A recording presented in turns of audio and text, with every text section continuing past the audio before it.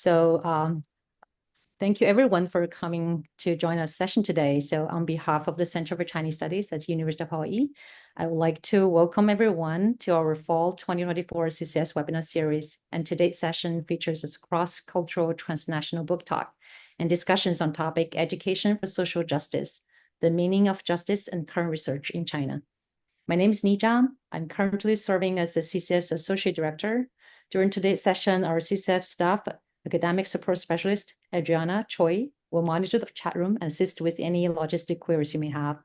Please note that we are recording today's session so it can be uploaded to our YouTube channel.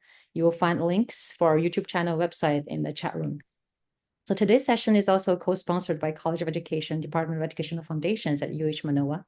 We would like to acknowledge and thank our co-sponsor for their kind support.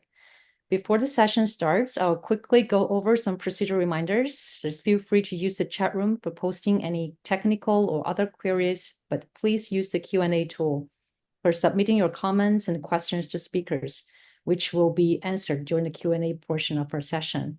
So we kindly ask that you don't wait until last minute to post your comments. So ask no more than 2 questions and keep them concise. Questions will be answered in the order they have submitted, but we might also group them together in order to make the best use of our time. We further reserve the right to dismiss comments and questions that are not relevant or civil in tone. After today's session, you will receive a brief survey and would greatly appreciate your constructive feedback. And now it's my great pleasure to introduce today's moderator, Mr. José Barzola. José is currently the Conflict and Peace Specialist at the CARES program. CARES stands for Campus Awareness Response Education Solutions at University of Hawaii. So where he provides conflict service and programming to all students and employees to cultivate a culture of healthy, positive relationships. So now let me turn over to José Barzola. Thank you so much. Thank you. Thank you so much for that wonderful introduction, and thank you for guiding us today. Welcome, everyone. Thank you so much for being with us as well for a special conversation today. It's an honor to be here with you all today, having a wonderful conversation about education for social justice, the meaning of justice, and current research in China. We have quite a wonderful group of guests with us today. I just want to share our main speakers today is Professor Nicholas Michelli and Professor Tina Jacobowitz. So Professor Michelli is a specialist in education for democracy, social justice, and has written extensively on the subject. He is a professor of education at Johns Hopkins University, working with doctoral students. He holds a BA degree from Montclair State University, an MA in New York University in politics and Asian African studies, and an EDD from Columbia University, with a focus on organizational change. He is Presidential Professor Emeritus at SUNY, and he's the lead author of this publication that we'll be going deep into today. Professor Jacobowitz is a specialist in literacy education, critical thinking, education for democracy, and education for social justice. Her BA is from Brooklyn College, her MA is from University of Wisconsin, and her PhD is from New York University. And she's also a lead author for today's publication. I will be introducing the panelists later on when we get to the Q&A, and then our other wonderful guest speakers as we get to their portion of today's sessions. But without further ado, I want to turn it over to our Professor Michelli and Professor Jacobowitz. Thank you so much. As I said in this thing, it's really wonderful that we have an opportunity to interact with you folks and get your ideas about what's going on in our society and, in fact, in the world. You know, social justice is a big issue, and many places are struggling with what exactly it means. And I've invited several people, as you know, Nee, Kenita Williams, Stacy Campbell, Diane D. Johansson, who have been my students at Johns Hopkins and elsewhere, to join us so that they can answer some of the questions that are coming up. And we hope that some of you have been able to read some of the book. We had it available, as you know, to share. And then I just wanted to mention that Tina, in addition to being my colleague in this work, also happens to be my wife. I don't know if I should say that, but she is. And she's very, very talented artist. In fact, this is, oops, how come my screenshot's over there? She did the cover for the book, but that's not her best art. She does wonderful art. And this is, as you can see, a book about education for social justice, the meaning of justice and current research. Tina and I, Stacy Campbell and Dee Johansen, wrote the chapters, and the folks at the bottom of the title wrote a section on current research on the issue. For each of them, their dissertation was related to what they wrote about. So we have that opportunity. And my travels. Well, I was invited by the University of Shanghai to publish one of my books, which is called Teacher Education for Democracy and Social Justice. And this is their publication, which came out 10 years ago. And, I first said to the person who offered to publish it, I said, "You're going to go to jail? Democracy and social justice?" My terrible thought. But so I said to him, he said, "Oh, no, we do this all the time." And of course, it sold better in China than it did in the United States, which we thought was interesting. And it's still out there, it's still available. And I've been working in lots of different places. I did work in Qatar. I did work in the United Arab Emirates, in Oman, in Slovakia, in France, in the Czech Republic, all on social justice. So that's what I've been doing. So, Tina, you want to talk about this? Yeah, we would like to start by asking you to just write down your current definition of social justice and the idea of democracy. Just if you could just jot down your thoughts about those two concepts, social justice and democracy. And hopefully you'll share with us where you are and if you made any changes in your definitions. That's the idea. So the key idea here is what we call an essentially contested concept. There's a British philosopher named Galli, and he is the one who started with this idea. And an essentially contested concept is an important idea which has different meaning within a given group. So, for example, if we had 5 people and asked them to define social justice, we'd have more than one definition, for sure, because these are essentially contested. They mean different things to different people. Same thing is true with democracy, as to what that means.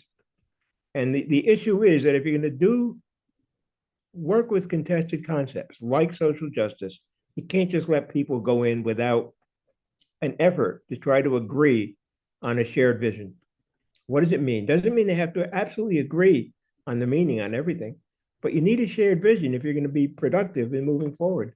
So one of the things that we've learned how to do is to take the time to develop a shared vision of what we think are these contested concepts. If you don't have enough agreement, then you're going to have a problem. Even though my wife told me not to say this, I have to. When I was working at City University of New York for the chancellor, he asked me to speak to the board of trustees about my work. So I went in and I talked about what I talk about, democracy and social justice. A day later, three of the board's representatives met with me and said, "We don't want to use the word social justice. We don't want you to use it." I said, "Can I talk about opportunity? Can I talk about non-discrimination?" "Yes." "So why can't I say social justice?" They say, "Because that means you want to take our money and give it to someone else." So that was their limited definition of social justice. And for that reason, they didn't want me to use it. Of course, I didn't listen to them. But nevertheless, you run into that sort of thing all the time. So here are some contested concepts that we've talked about and dealt with. And we have chapters in this book about all of them. What is freedom? What is social justice? What about knowledge and the role of schools and parents? Critical thinking. What do we mean by education? And what about citizenship? So let's spend a little time with them just to get a sense of it. What is democracy? Is it a system of government? Is it personal interaction on members of society? Is it about civics? Is it about participation in the governmental process? Is it about how we treat others? About respect, civil and nonviolent behavior? Is it all these things? Many people just pick out one item and say, democracy is about voting. Well, we think a democracy also extends to these other things. And if you don't have a democracy with civility and nonviolent behavior, and we know that that's been a problem in the United States, then you have less than democracy. So that's what we think about democracy. Freedom. Does it mean personal freedom? Is it unlimited? You know, our Supreme Court said you cannot shout fire in a crowded theater if there is none. That's not a freedom. That's not free speech. You can't do that because that will cause people to panic and run and hurt themselves. So what are the limits of freedom and who decides it?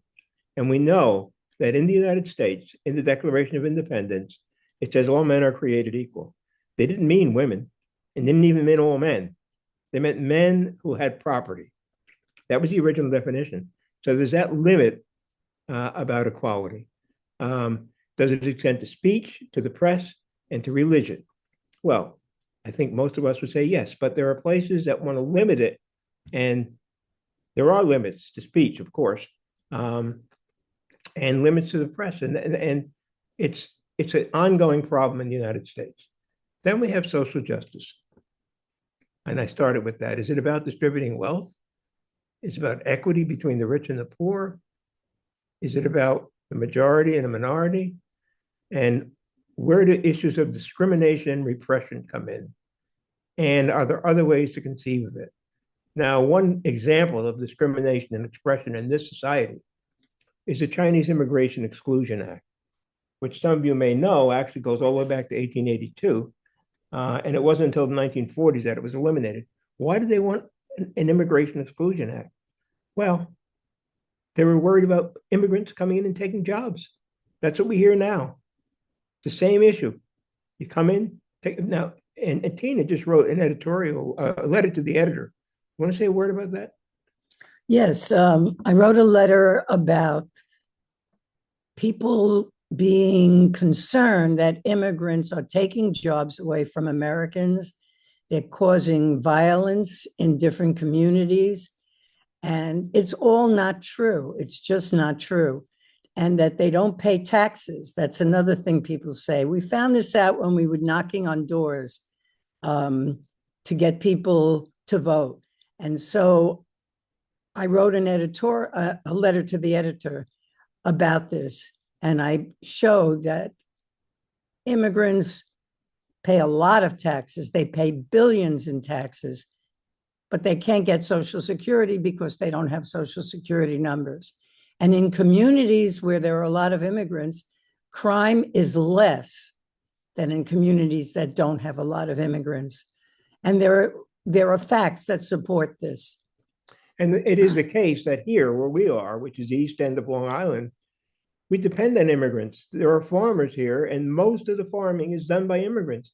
So we have this sort of problem. I just want to make it clear. We had the Chinese Exclusion Act, which went away. But discrimination is not limited to Asians, as you well know. For example, my family was Italian. Southern Europeans were discriminated against terribly, whether they were Italians or Spaniards or whatever. It was really an ongoing serious problem. And of course, the discrimination against Jews is really ongoing. In fact, Tina's family came here and they couldn't get into the United States. And most of them were sent to Australia, and they're still in Australia. Isn't that right, Tina? Yes. Her parents got here, but their brothers and sisters are in Australia. In fact, her mother did not see her sisters, right? Many of them. So that sort of thing is, just want to make it clear that immigration discrimination is an ongoing problem. And how do you have social justice if you don't have fairness in that respect? What about knowledge? What do we mean by knowledge? Who's responsible for it? Is it equally distributed? And what constitutes knowledge? Who creates knowledge? Teachers? Everyone? Knowledge is obviously very important. And so we have to study it as a contested concept. In some people's minds, it's the result of experimentation. What comes out of science is knowledge. I'm reading a book by Jacob Bronowski called The Ascent of Man, which is the history of the evolution of science. And it's a wonderful, wonderful book about how knowledge came to evolve in our societies. So that's another contested concept. So is critical thinking. And Tina and I have done a lot of work in critical thinking. And we have definitions of it. We're happy to share them with you. And we think it's very important in a democracy. We think it's important in personal life. and political decision-making, and perhaps both. And it is being able to take an important issue, identify the criteria that you're using to make a judgment, and follow through on that. So the other thing to know is that having good judgment doesn't guarantee a good outcome. And people get surprised when they hear us say that, but it's not a guarantee. Then what about education? We don't think you can define education unless some of these other questions have been answered. What do we mean by knowledge? What do we mean by social justice, by democracy? We have to answer all of them. And then finally, citizenship. Legal status or more? Is it behavior? Are people who are citizens expected to behave in the same way as others? And is any civilly committed individual a citizen? And we know, of course, citizenship, among other things, gets tied to voting. And at the beginning, it was only men who had money and property who voted. It's a long time before women could vote. And of course, it wasn't until much later, after slavery was ended, that blacks had the right to vote, and others who were naturalized citizens. So it's a complicated, complex, essentially contested concept. Now, you know what we've said in the book about what the elements of social justice are. It's true in the United States, it's true in China, it's true all over the world. What are some of the elements? Well, these are some of the things. Civic education. The schools prepare students to be active participants and members of the society. Do they learn about it in schools?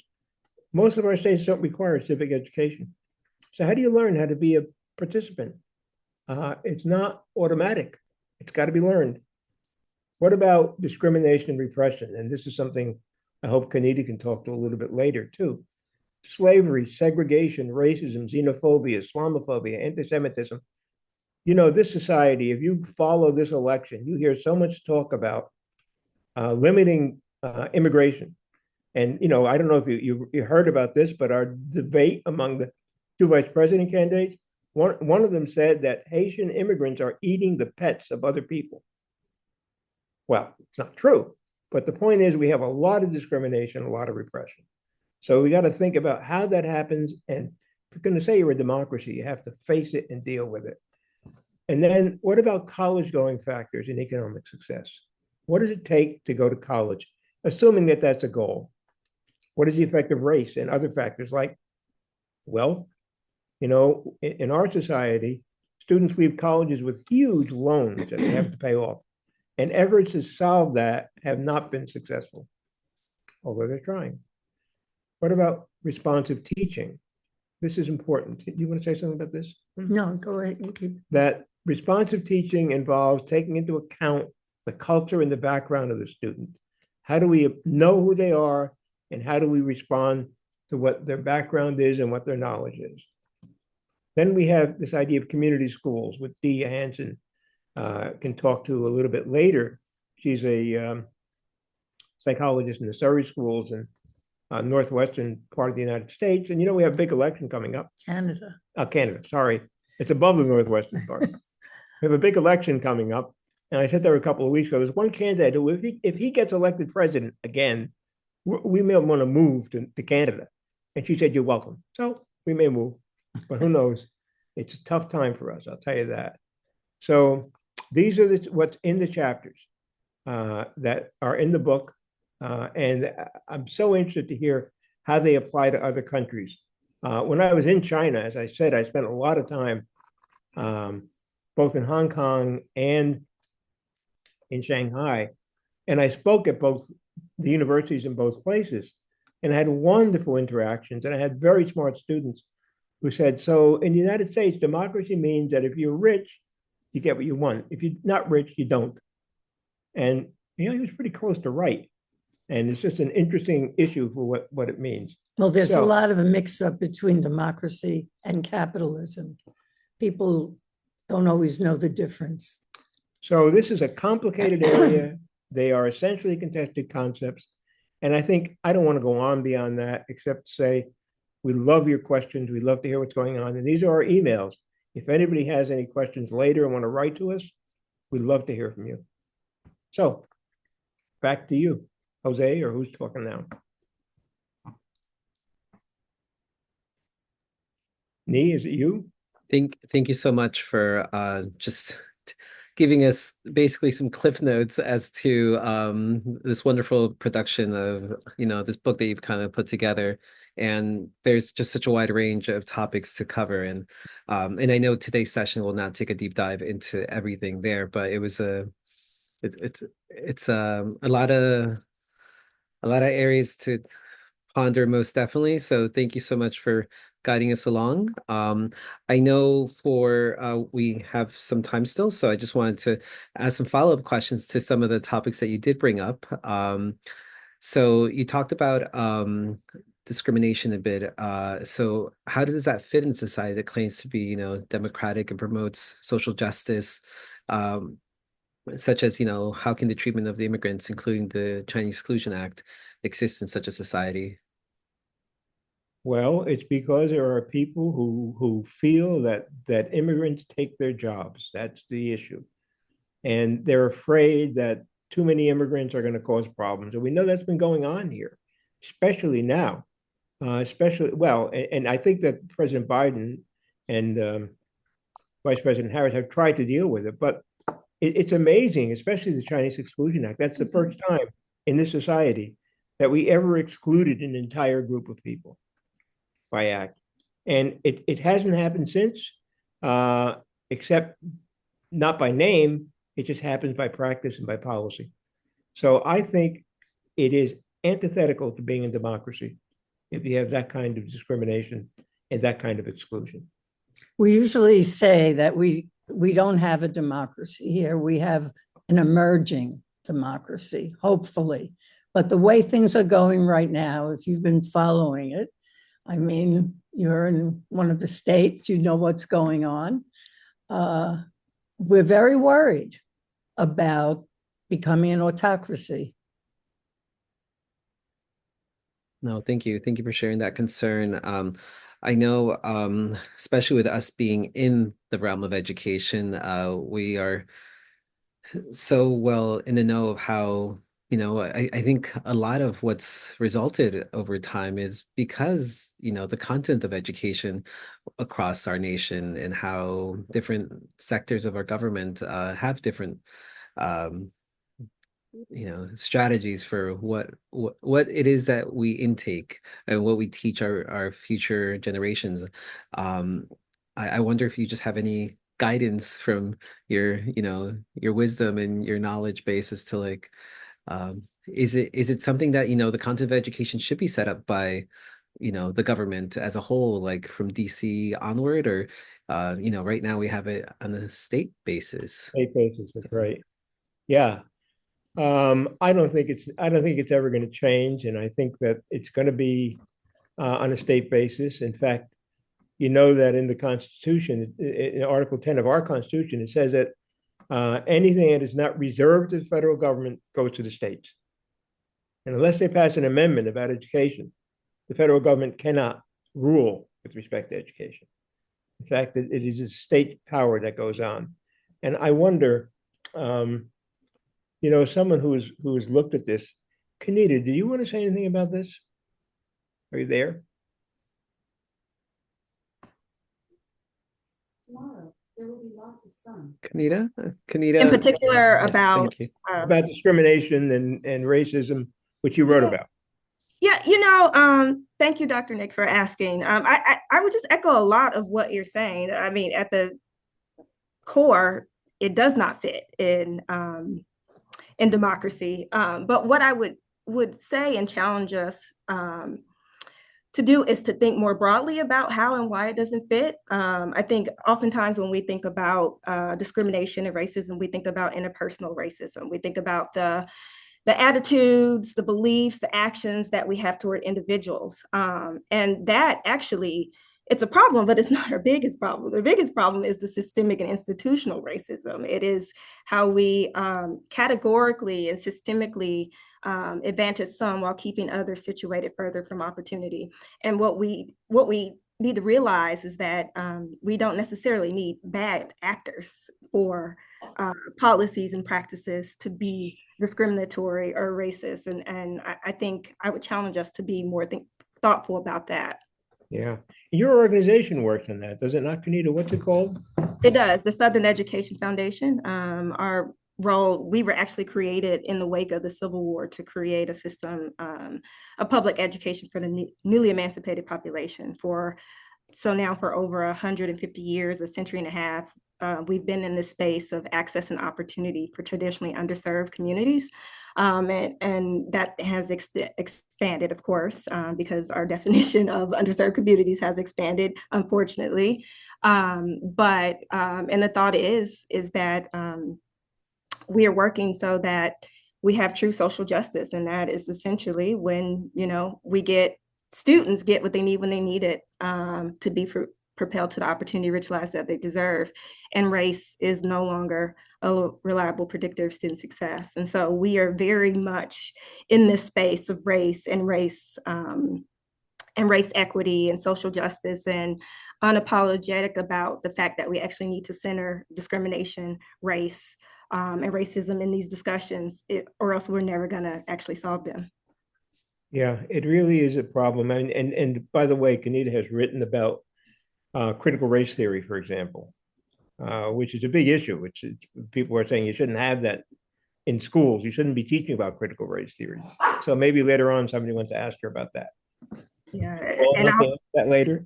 Yeah, and I'll say that no school K-12 is teaching critical race theory. That would be the short answer. That's right. Yeah, I know. Right. That's what's been said. Of Yeah. course, we know that schools are not teaching critical race theory directly at elementary level or even possibly high school level. It's usually on the graduate level that people discuss it. But, when the states are in control of education, we're in a lot of trouble. The book banning that's going on in Florida and now other states. I mean, we can't go back. We can't go back to state control over civil rights and education and all of these things that are so important to a democracy. Yeah, I've done a lot of reading in the last couple of years about the evolution of the end of slavery and Lincoln's role and what was going on then. And Lincoln and many others thought that when blacks were freed as slaves, they should be sent overseas. They shouldn't be kept in this country. And major newspapers say, including the Los Angeles Times, for example, said that'd be a good idea because they're never going to fit in. And they were going to send them to Western Africa. And they in fact, the Congress actually allocated money for that. And for a while, Lincoln thought that that he would, in fact, unmute my microphone. Okay, no, I can't do that because that's later. Whoops.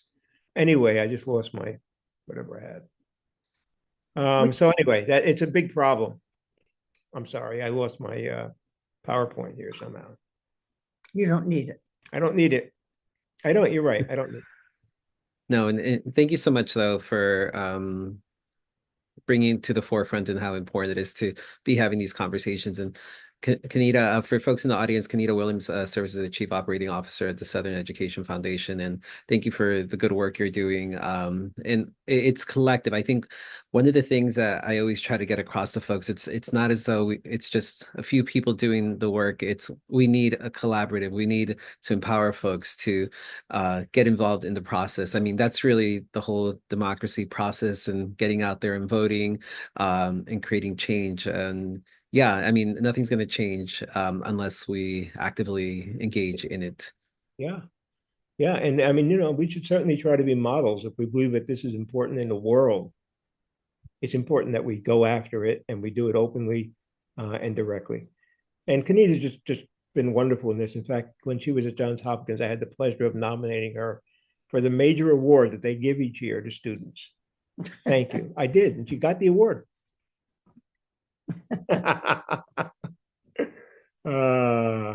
Okay. It's telling me to unmute myself, but if I do that, it'll be a problem. Okay, next. Yes.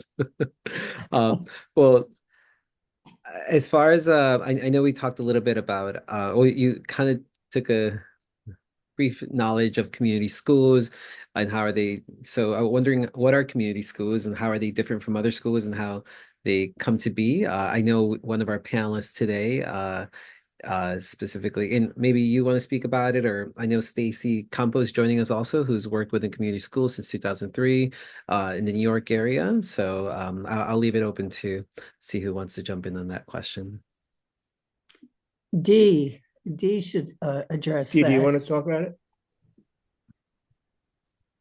Is she Hi, there? everyone. Yes. Can you hear me? Yes. Yeah, Yes. Hi, everybody from beautiful British Columbia, Canada. Yes, unfortunately, Stacy is in the path of a really Oh my bad tornado in Florida and wasn't able to join us. Oh my We're all goodness. hoping Thank that she's you. going to be okay. Oh, And again, I think she's just with her family right now.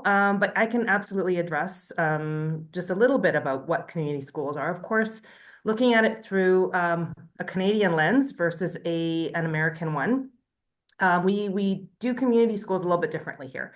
We don't have schools that are specifically entitled like as community schools, but we have what we call community schools partnerships.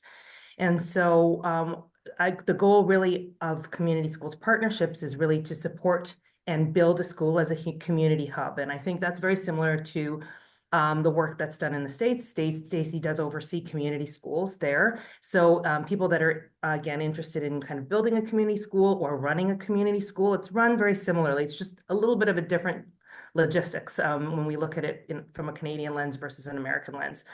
But really the idea is the same, which is basically making sure that the school is viewed as this community hub. It is something that is connected to the community. It is the center. It brings all of the actors that are important within a school, and of course, students being at the center, but we have families, we have educators, we have administrators, we have community leaders and community support workers also that are part of that community hub. And that is where really when you think about it through like a social justice lens, what we want to take a look at is all of those really important contextual factors that are really important in building success in our students. So when we take a look at that, we're looking beyond, like, for example, we talk a little bit about mental health, of course, and all of us post-COVID really struggled, especially with our children and adolescents populations in terms of their mental health and how to support them. And the real important part there was we really know that it goes beyond the scope of a school, but school is so important.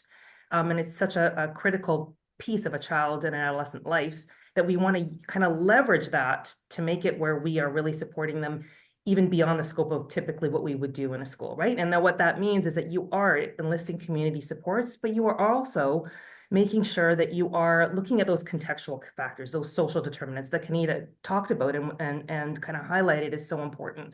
Looking at those structural gaps that we have that really work against social justice goals. So what we want to do is make sure that we are really including all of those really important, like, access to services, working conditions, what our families and our communities need in order to kind of build success.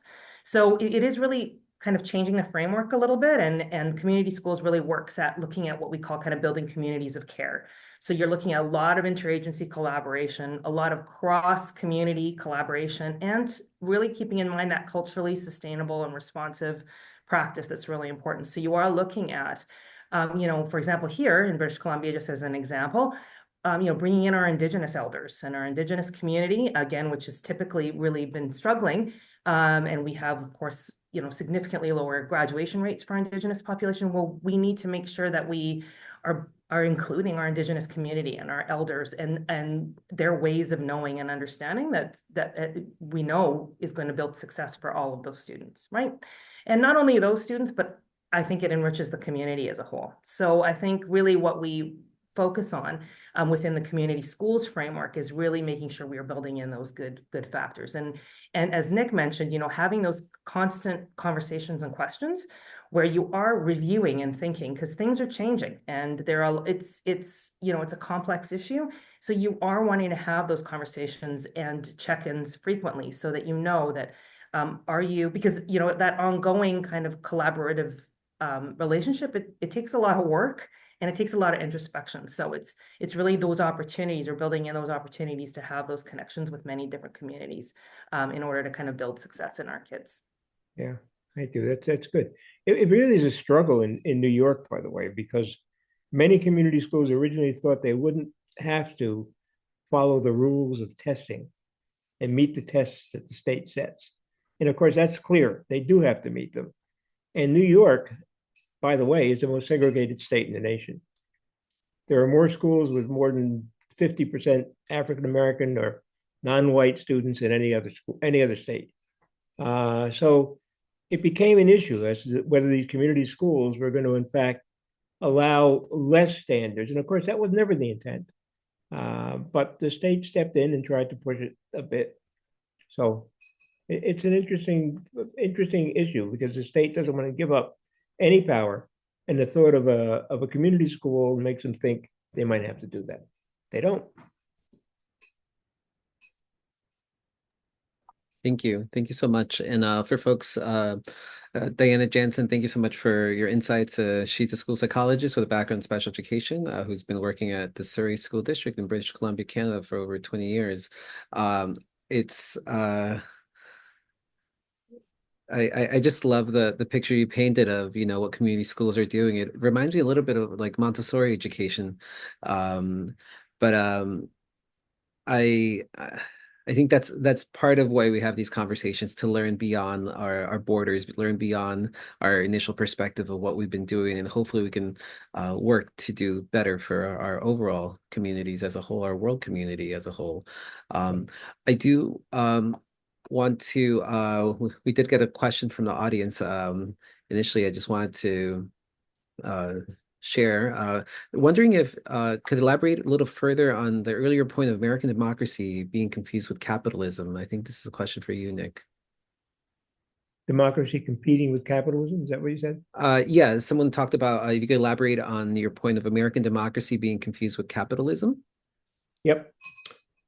That's a good point. It is. You're right. And of course, there's a struggle as to what exactly that means. Is capitalism absolutely unchallengeable? Bernie Sanders, who is one of our politicians, published this book recently, which says it's okay to be angry about capitalism. And it is a really good book. And he talks about what the problems with capitalism are.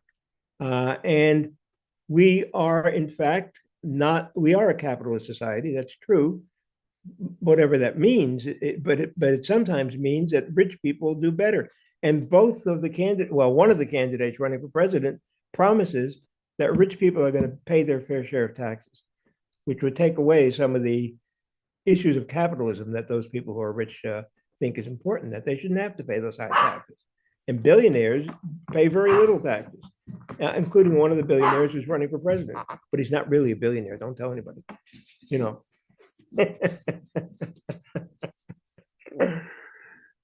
So anyway, it's an interesting question that the conflict between democracy and capitalism, and democracy is, I think, what we have to worry about.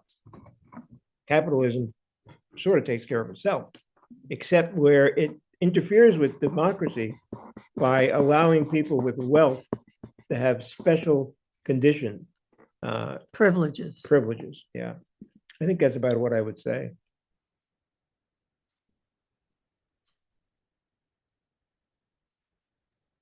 One might ask, can you have a capitalist society and democracy together?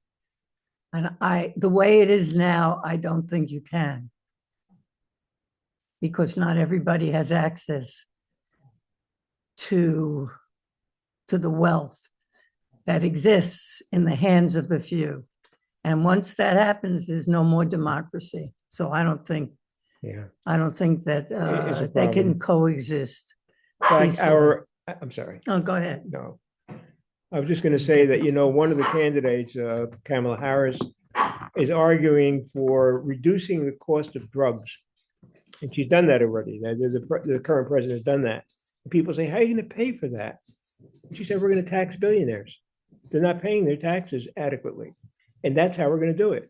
And of course, that creates angry among some very wealthy and very powerful people.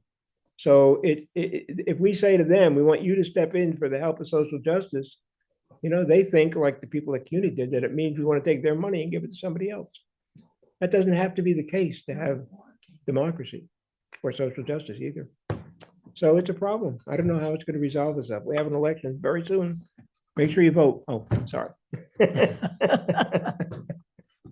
Well, the Hawaiians can vote. I know.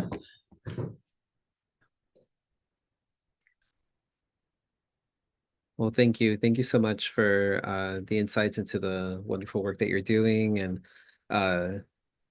giving a plug for Bernie's book. I bet he'll appreciate that.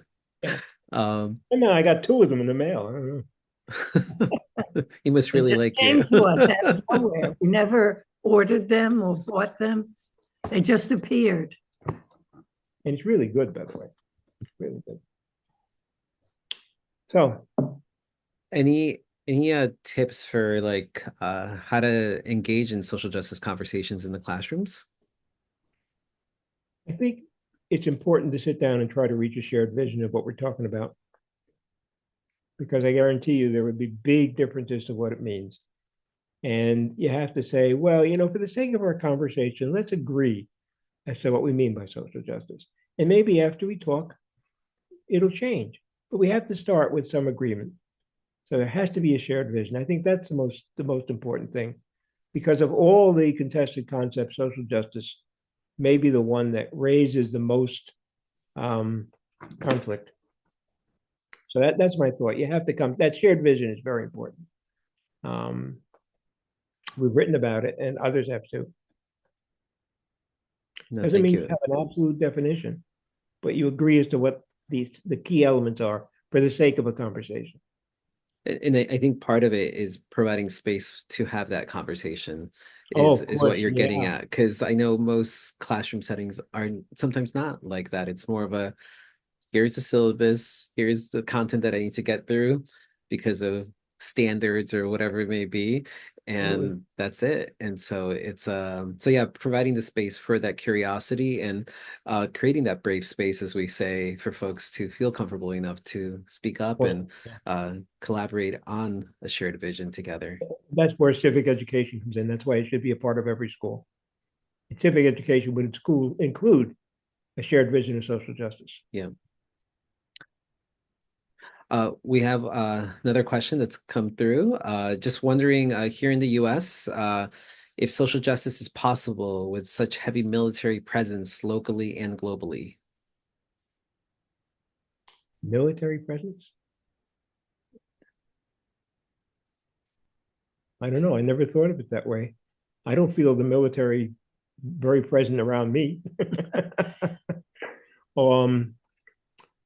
The military is reasonably powerful, but it's not that active in its in an effort to interfere with the way people live in this country. I mean, they have a role that's pretty clear, and it's not something that I saw as a problem.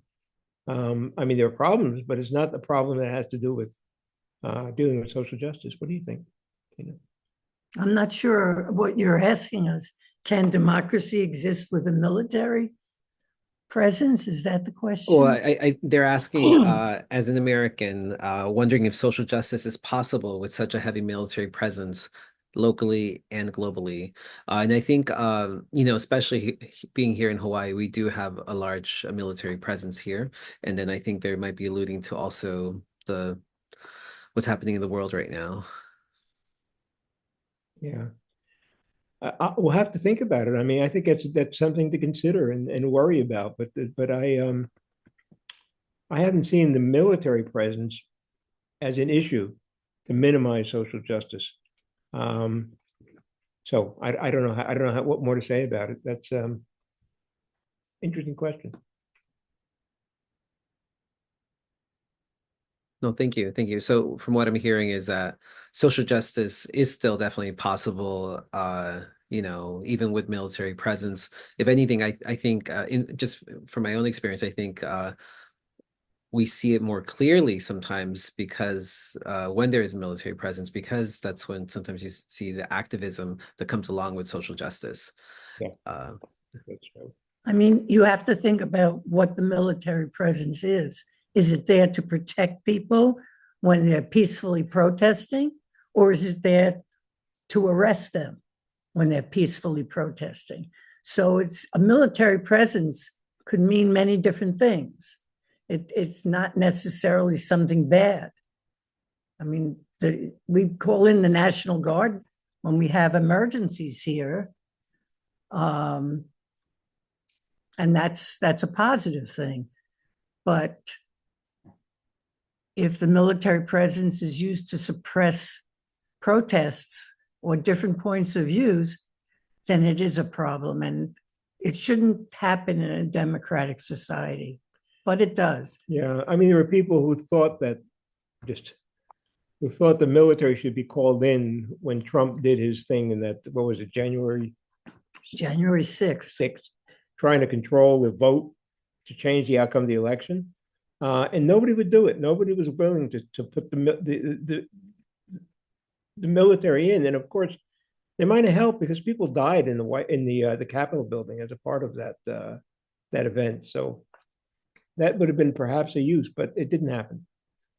Nobody was willing to do it. Well, Trump wasn't willing to do it. That's why it didn't happen. Well, thank you. I think you bring up a really good point as far as like, and I think part of it's also, you bring up the spot once more, shifting our perspective about what good the military is available, but many times, unfortunately, the news sometimes doesn't cover that. So I think that's where part of the challenges arise, where if we just go based on like what we intake from news stations or whatever, many times it's the negative. You don't hear those heartwarming stories, or you don't hear those stories of support or the community coming together, building community, unfortunately. So yeah. And of course, in the case that we're in now in Florida, the military is doing a great deal in the hurricanes. They've called out the National Guard to help and protect people. So there are times when it's obviously something we should do, and it doesn't interfere with democracy or social justice. It helps. Okay. Thank you. So one more question before we transition over to we'll do a little switcheroo here. But one question that just came in. Wonder how concepts like democracy and sovereignty are understood and contested in indigenous communities in the United States. Say it again. How what? How the concepts like democracy and sovereignty are understood and contested in the indigenous communities in the United States. Yeah. Well, we live where we live. It's a big problem. We live on, well, everyone who lives in the United States is living on indigenous people's lands. And we live in a place where we have Native Americans next door, and we're living on their land. And it's caused a lot of issues. They put up, what are they called? They put up signposts, and they're renting space on signposts. Yeah, to earn money because they're very poor. And people are very angry about it because they say it's ugly. It's on the highway coming into the Hamptons, which is a place where people think that spend a lot of money to be here. And I forgot what the original question was because I just started thinking about our indigenous people and their view of democracy. I wonder how concepts of democracy and sovereignty are understood and contested in the indigenous communities in the U.S. Well, I think it's understood by indigenous groups that they really should have a lot more power and say over at least the land that they've been given.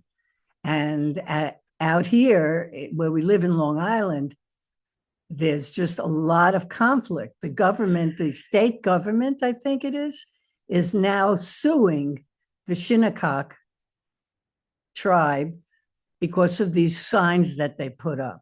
And now they want to build a gas station on their land. And people are all upset that it'll mean that there'll be too much traffic in their neighborhood. I mean, these are the kinds of things, sovereignty is not something that is easily gotten by our indigenous people all over the country.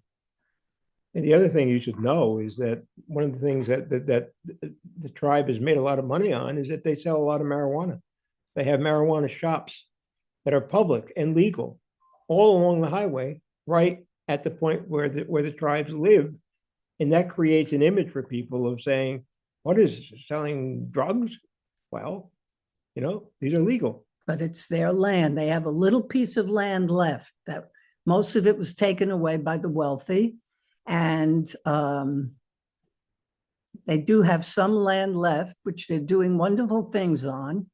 And unfortunately, people are getting in the way of them surviving. They don't even get mail delivery.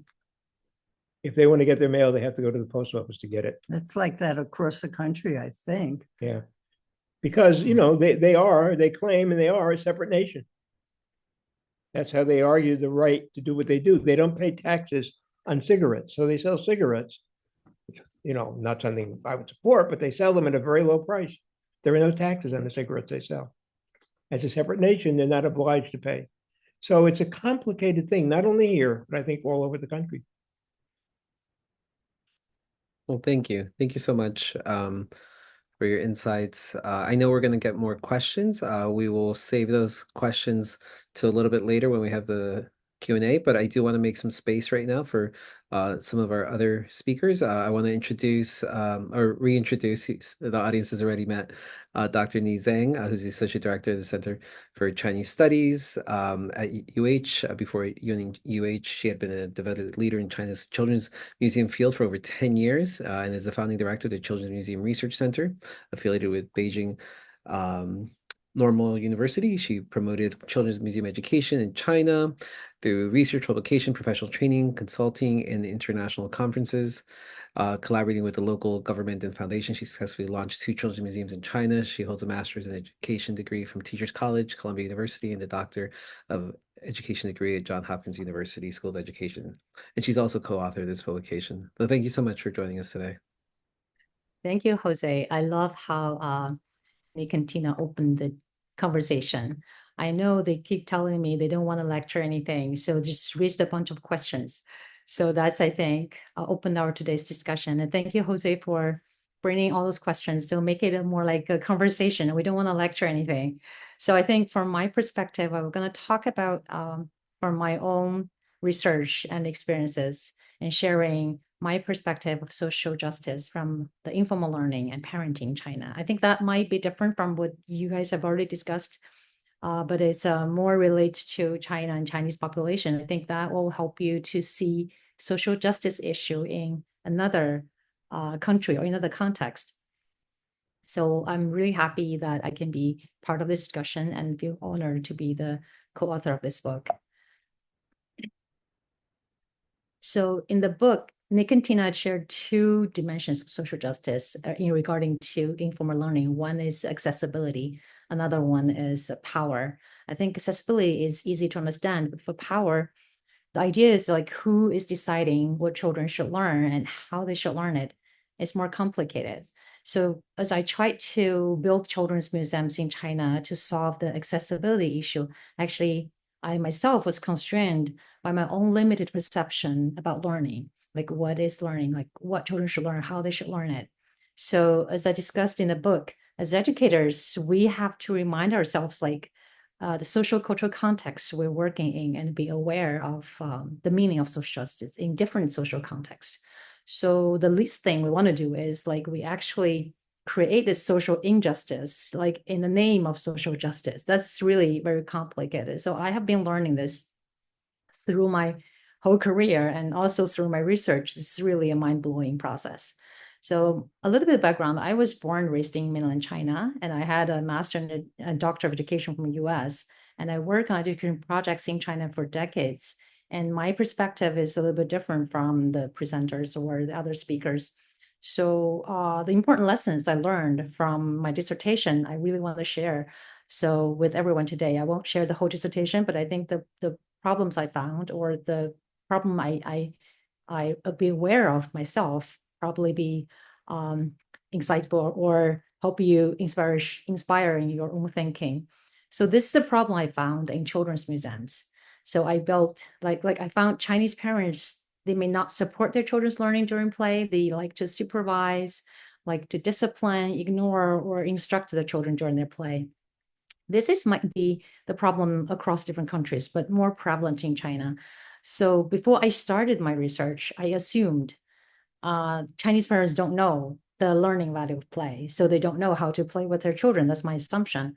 So I did a lot of like parenting workshop to help them, teach them how to play with their children. And it turned out that my efforts may actually have some unintended consequences, which I'll talk about later. So this is a graphic view of my NISA 7 study. It illustrates the possible relationship between Chinese parents' play behavior, their learning behavior, their play beliefs, learning beliefs. So it won't go into detail, but I wanted you to pay close attention to the negative feelings like anxiety, uncertainty, or incompetence. That whole complex, like the environment provided to them. So I want you to imagine like the context of Chinese parents, like starting 40 years ago, China opened up to the world, like the economic rapid growth, and then different values pouring into China, and a lot of translated child rearing books like flooded Chinese markets. So experts from around the world keep telling Chinese parents how you should raise your children and correcting their way of parenting.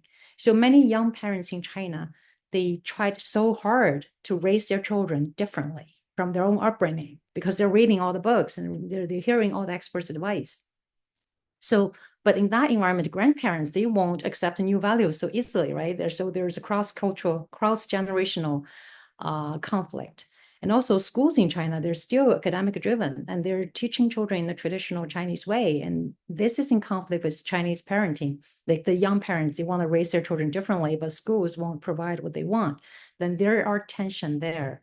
So parents will feel anxious, of course, they feel incompetent. Also, their own upbringing is so different from what experts suggested. So their parenting behavior is actually mostly from their own upbringing. So when they feel like they can't do what they should be doing, of course they feel incompetent and their values like constantly shifting. So they're uncertain about what they should do. So actually I was contributing to that kind of a dilemma previously. So that's also when I recognized this is the problem. Like as educators, we're trying to impose a correct way of doing things to parents, and they are so in a position like they feel they are incompetent or they're uncertain, they don't know what to do. So here, after I learned about this, I designed an intervention. This intervention, the primary focus is to focus on their own needs, like respect their own belief in what is the most important thing for their children in China, not like anywhere else, like in their own context, what's the most important thing. And so we need to provide them the tools or empower them instead of making them feel incompetent. So the most important part of this intervention is the co-construction of the beliefs through the dialogue with parents. Like today, we have dialogue, conversation. We're not like making like who is giving the correct definition of something. So I think instead of imposing what is the correct way of learning or correct way of supporting their children's learning, I try to include them in the conversation so they may come to their own understanding. So this is the model of the intervention, and I made it easier for them. So they only need to watch like 5 or 10 minutes videos for each session and complete some tasks. And also they can learn at whatever place or whenever convenient because they're so busy. And they also are encouraged to interact online with other parents so they can learn from each other. The process is really beautiful because it's a two-way learning. I learned a lot from them, and I learned a lot from the dialogue with them. So the effectiveness of the intervention is amazing too, because their child-rearing beliefs and play learning beliefs transformed through the whole process, even though I didn't tell them what is the correct way. And also their self-efficacy level and how they play with their children also changed. So, and I didn't design to change their family relationships, but they do change, like improved family relationships, like less conflict between generations. And also our children's behavior start to change. So that's really great to know. And also we still found some stress and guilt in some parents because they think they did not do enough, or they feel like I did something wrong previously.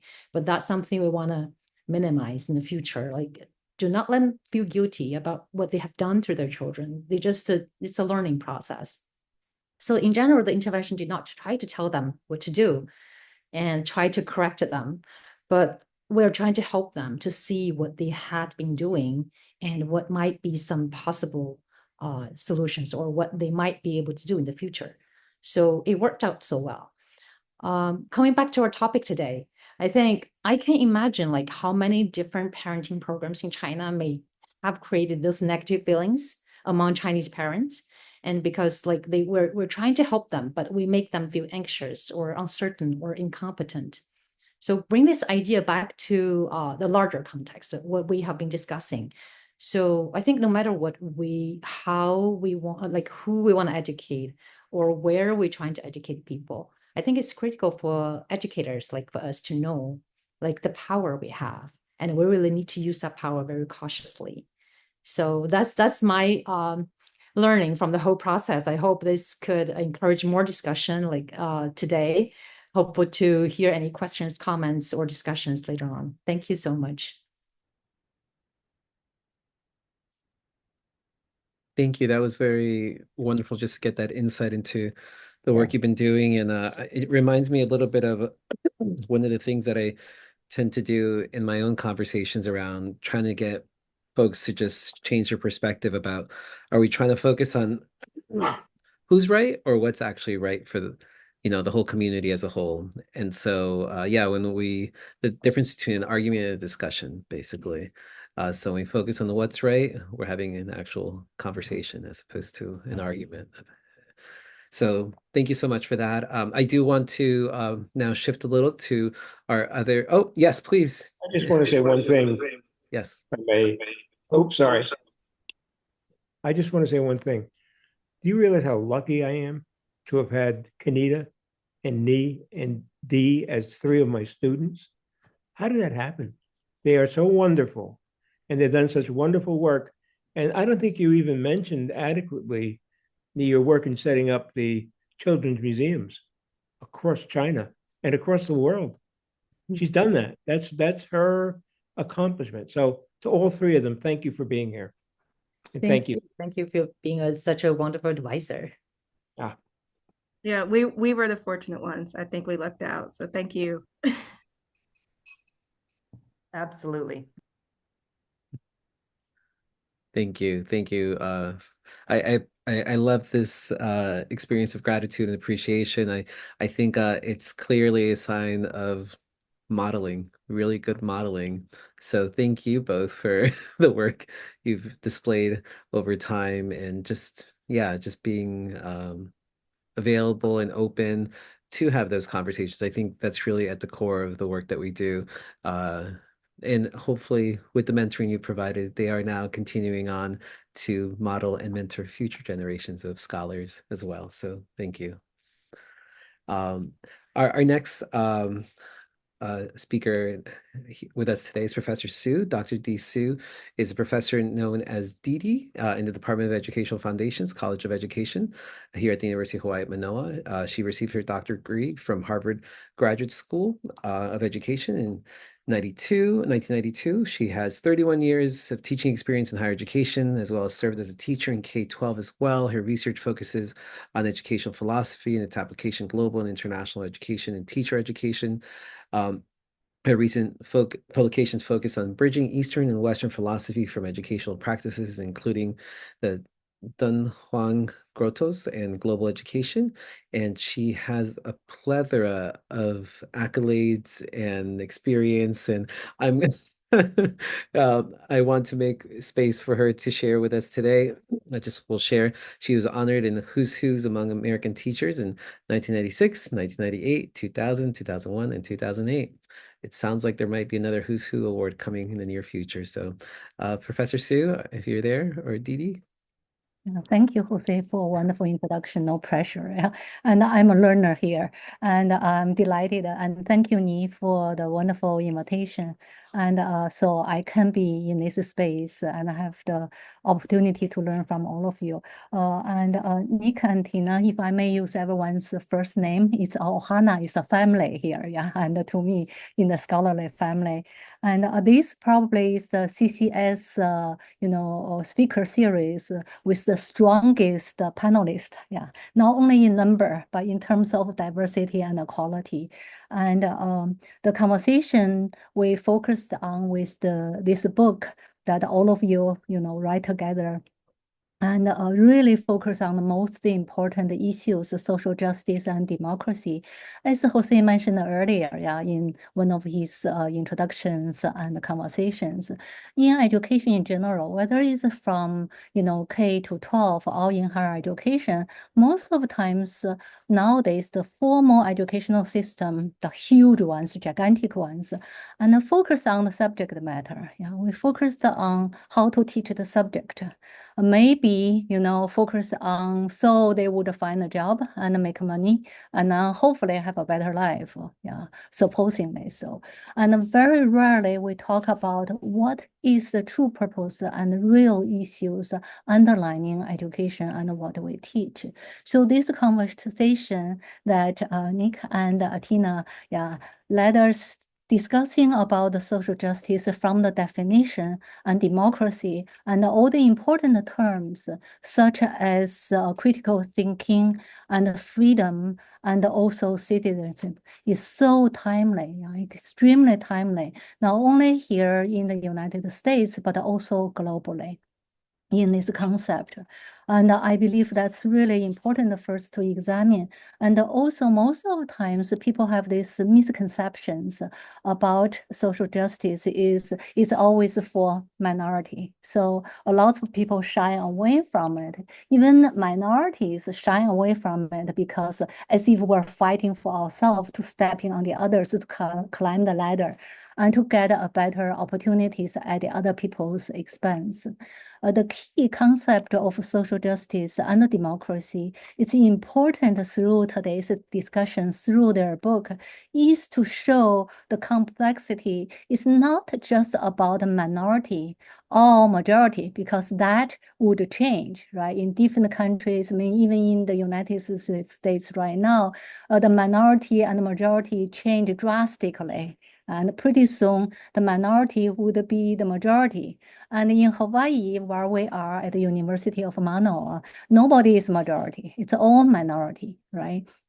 So the key is not who should be in charge, who should be better. It's actually for the entire humanity. So this social justice is for all. Meaning all is extremely important for all of us to focus. And this book and this conversation, today's talk, dialogue, give us this opportunity for focus on what really matters in education at its foundation. Basically, it's also examining our higher consciousness, and then our true human existence.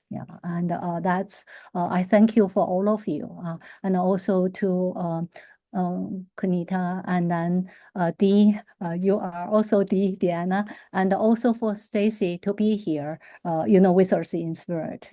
And then through your book, actually, all of you use it as an example to show how actually you role modeling this democracy. The second point I'd like to make is when we talk about social justice and then democracy, but also what is beyond that? What are we going to achieve?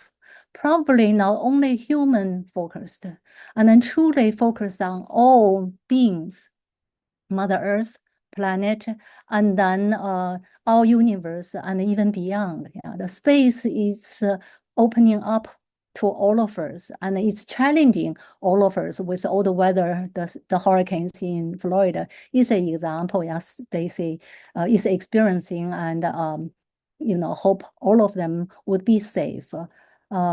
And then also I enjoy Ni's conversation talking about the complexity and looking at education, social justice in a larger context, going beyond just formal education. Yeah. And then to look at also, she uses her research to show how to transform the mindset. Yeah, the belief, change the belief, and then lead to sustainable actions. I believe all of those are very important issues. And also right now in education in the whole world, access is important.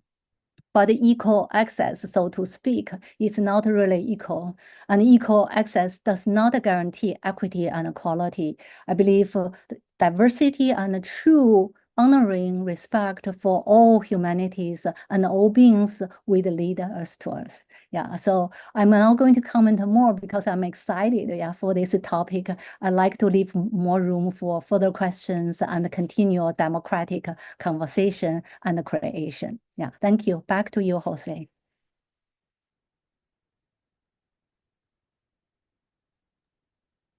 Thank you so much for that, and love the rainbow. Never gets old. Well, thank you everyone for being here, being present with us, also our audience. We're gonna shift over now to our Q&A portion of it with our speakers, panelists. Questions can be for any of the folks you've heard from today. We do have already one question in our audience. Someone shared about, I may have missed the part where you explained, but could you explain again, what was the intervention? I heard something like playing videos in this research. Yeah, I think it's for me, right? Yes, I believe that's for you. Yes, thank you. Right. I talked about intervention. I didn't go in depth, but because it's a too long conversation. But basically, I designed 12 short cartoon videos, one each for 5 to 10 minutes. Like, it's very fun to watch, so parents won't feel bored, like listen to someone lecturing them. So it's a very fun video for them to watch.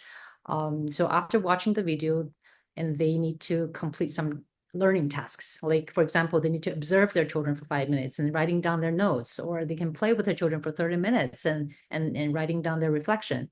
So small things like that. And then they can join the conversation, tell us how they feel. In that 5 or 10 minutes short videos, I did include some videos I showed in the children's museums. Like, some parents play with their children. I showed the videos, get their consent, and use that in our curriculum. So in that, they will see how parents play with their children, and they will see themselves in that video. So that's when they start reflecting. Oh, I was just like that mom. I was like instructing my child all the time, and see my child, that she had a hard time like really playing, enjoying. So that's when they start reflecting. So I think that's a very powerful way of learning. I don't want to say this is not right. I didn't say this is not right way. I just show them the video and they reflect on it and they discuss among themselves. That's basically how it is. I feel like we should be adding that to museums around here as well. Just I hope so. I think about, how many times the folks go to museums, and especially this day and age with technology, the kids are playing, and sometimes the parents are like multitasking by trying to check their work email on their phone or something like that. And there's We all lessons to have be that learned. time. There's missed opportunities for lessons to be learned. That's what I'm thinking right now. So yeah, thank you. Thank you for that. Let's see, any other questions from our audience? Please feel free to drop them in the Q&A. And if not, I can get creative, unless the audience here or the panelists themselves have questions for each other. But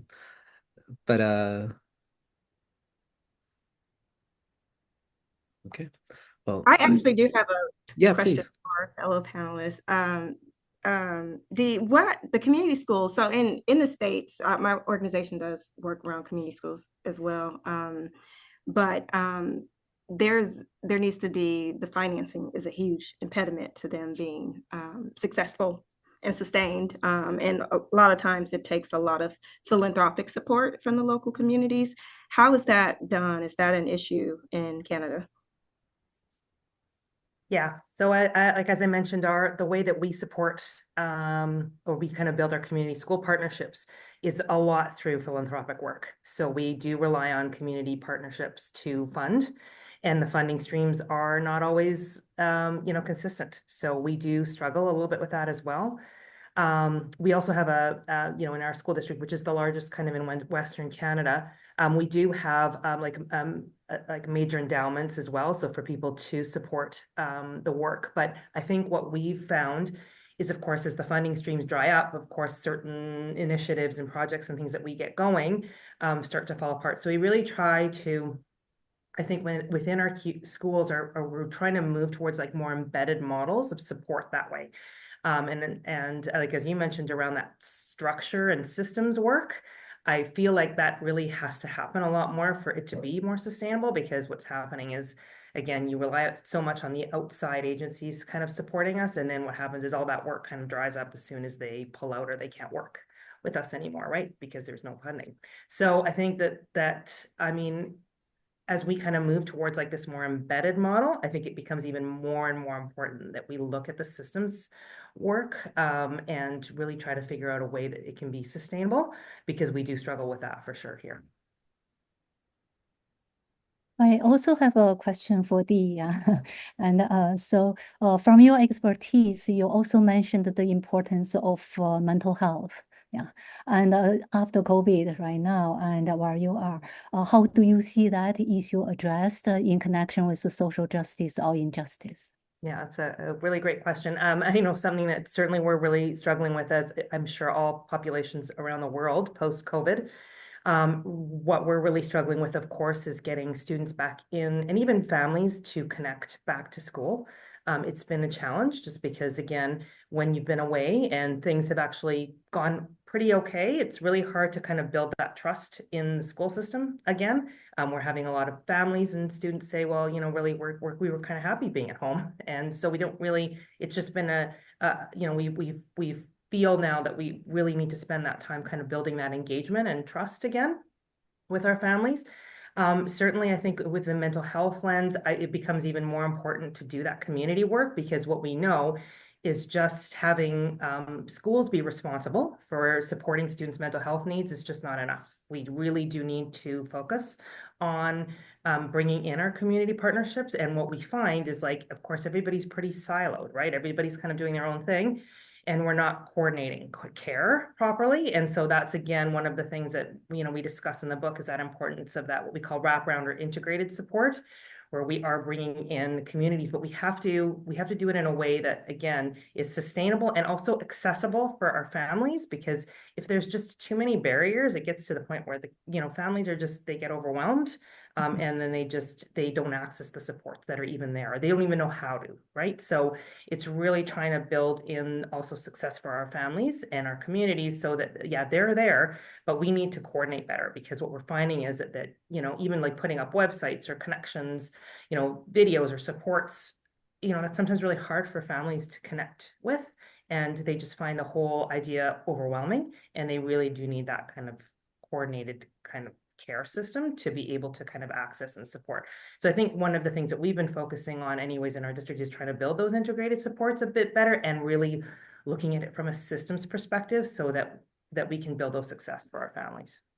Thank you very much. Yeah.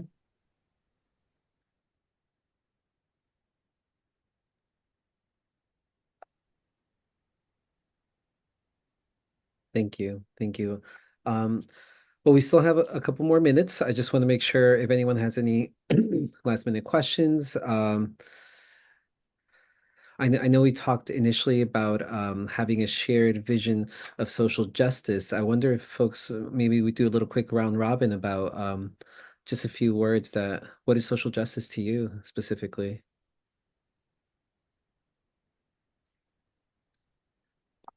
And when I prompt this, maybe I'll start. So to me, social justice is I think of social justice. So in the work that I do, it's about peace building, relationship building. So I look at social justice as an area of positive peace, and when we're engaging, building communities, building safe, brave spaces for all, to be inclusive spaces. I know some folks will throw out words like DEI and other hot words about diversity, multiculturalism, but I think sometimes it just comes down to, like, practicing care and kindness toward each other, creating a better space than the one we entered into. In a lot of the work that I do, I try to just simplify it more into like building healthy, positive relationships.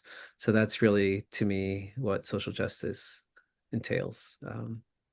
But please feel free to say I'm completely wrong or jump in with your own perspectives. I'd love to just get some final closings before we get an actual closing.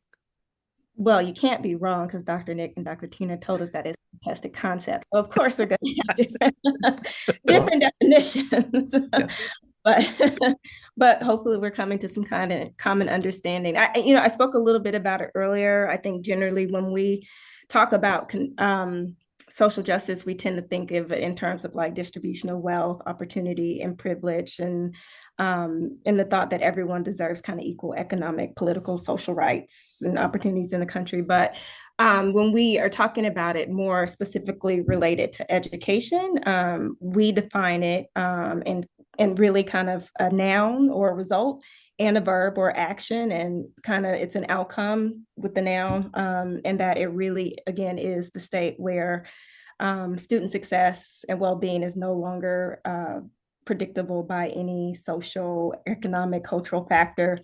Those social determinants of education that we've talked about, as action, it really is about being intentional about interrupting and dismantling any harmful or inequitable practices and policies that continue to perpetuate biases, and really work to create truly inclusive, culturally responsive school environments, and just really ensuring that every child gets what they need when they need it, when they enter buildings, and have the opportunity to learn based on who they are when they enter buildings. Thank you.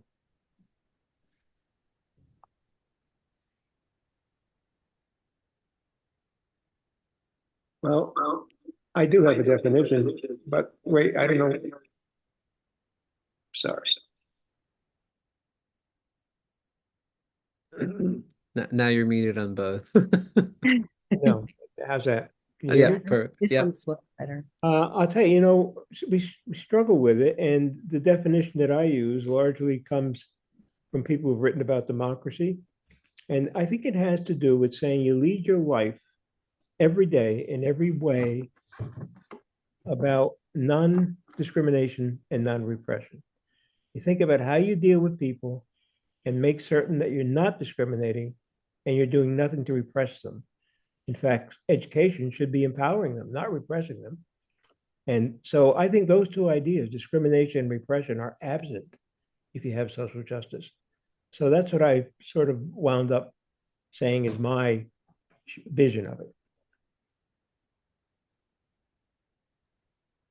I can add on, it's really hard to practice, right? Sometimes we're not aware, like we're actually like trying to impose certain value. It's something we have to constantly remind ourselves, like what I did, like I have to reflect on what I did was wrong, or what I should differently. If I did it differently, it might be more inclusive. So I think that's really hard for everyone to put into practice. It has to be, constantly be aware of everything we're doing. It has to do with respect for people as well, and caring about them and not repressing them. Right. It's so true in teaching, it's very much so. So I agree with everyone. It's actually living the beliefs we have, right? And then open up, we're honoring every soul we encounter and opening up that space. So it's safe, it's interactive, it's engaging, it's creative. So everyone can reach their potential to the fullest. By doing so, all of us rising together in such a peaceful, prosperous, and sustainable way. No one is better than the other. Together, we are brilliant.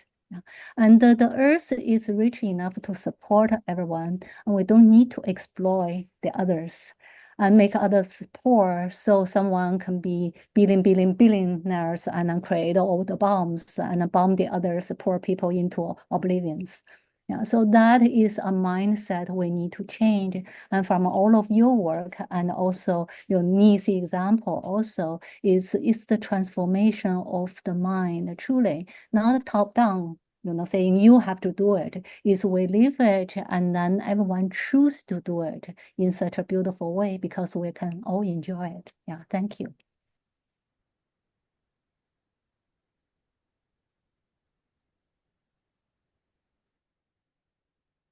Hey, Jose, any final words? So we need to Well, probably no, close the just session. thank you so much to everyone for being here today, for coming together for this wonderful conversation. Greatly appreciate you all for being present. I think this is just the beginning. I hope actually whenever we do these things, I really hope that people bring the recording into your classroom and then have a discussion from this, because I think there's such more lively conversations to be had.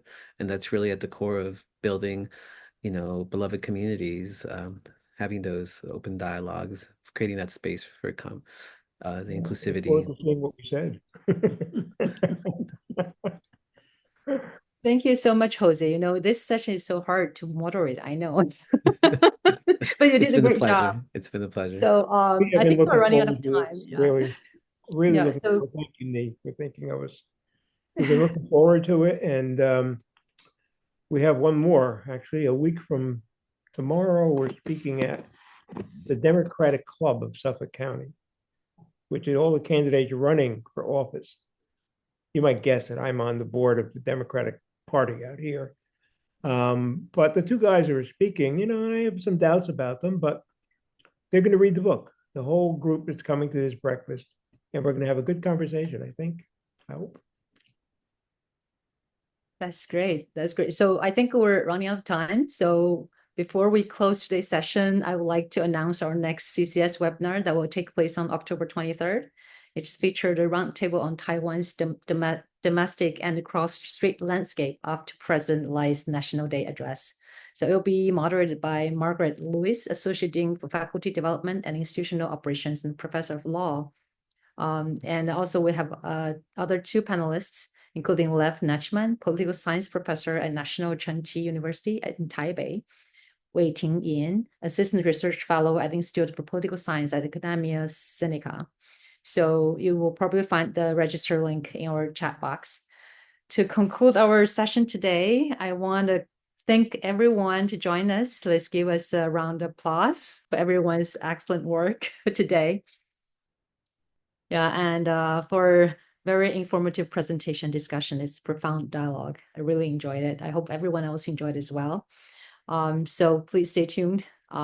Fill us our survey, and until our next CCS webinar on October 23rd. Everyone have a great and wonderful day. Thank you. Thank you. Bye, everyone. Hello, nice meeting you all. Take care. Mahalo, Come to Hawaii to see us. everyone. Yes. Bye. Thank you. Bye, everyone. Bye, Thank everyone.